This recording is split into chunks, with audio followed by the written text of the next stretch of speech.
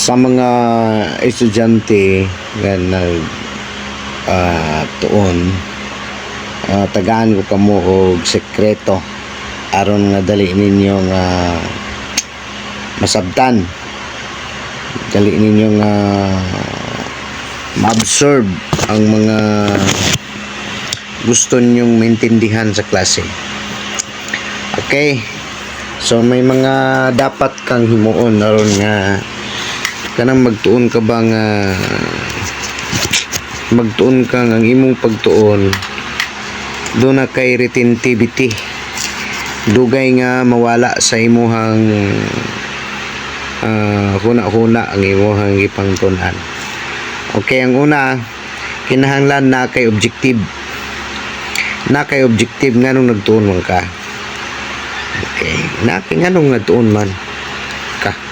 Okay, so nagtuon ka, say for example aron nga may mahibawan ka, nagtuon ka aron mapasar nimo imong subject, muna imong layunin, objective. Ay kaduha, intindihon nimo ang imuhang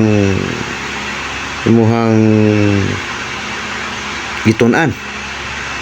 Imong intindihon dili lang kay imuhang kabisaduhon, kinahanglan intindihon nimo siya. Kung unsa ang ginatudlo sa maestra, intindihon nimo, mati ka bagtudo ba, ha? So dili ang imong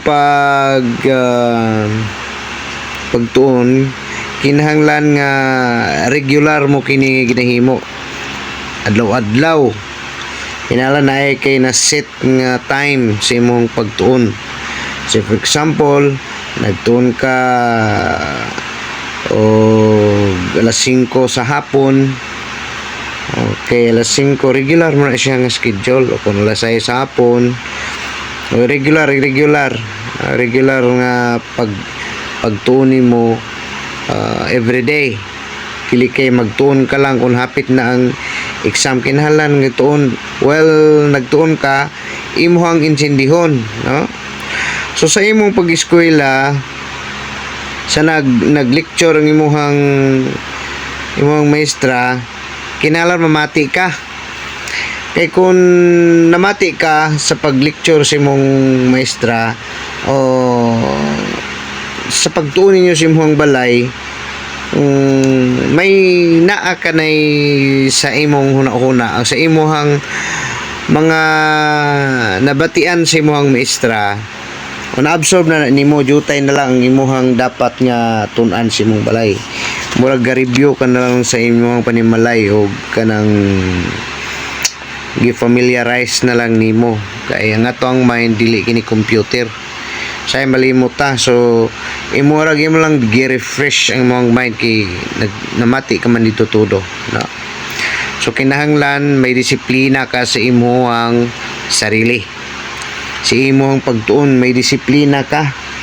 Dili kay magtuon lang ka kung ganado ka. May disiplina gid ka.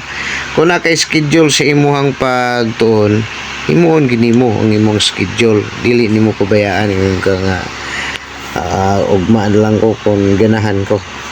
Mao na siya ang dapat nimong himuon pag nagtuon ka.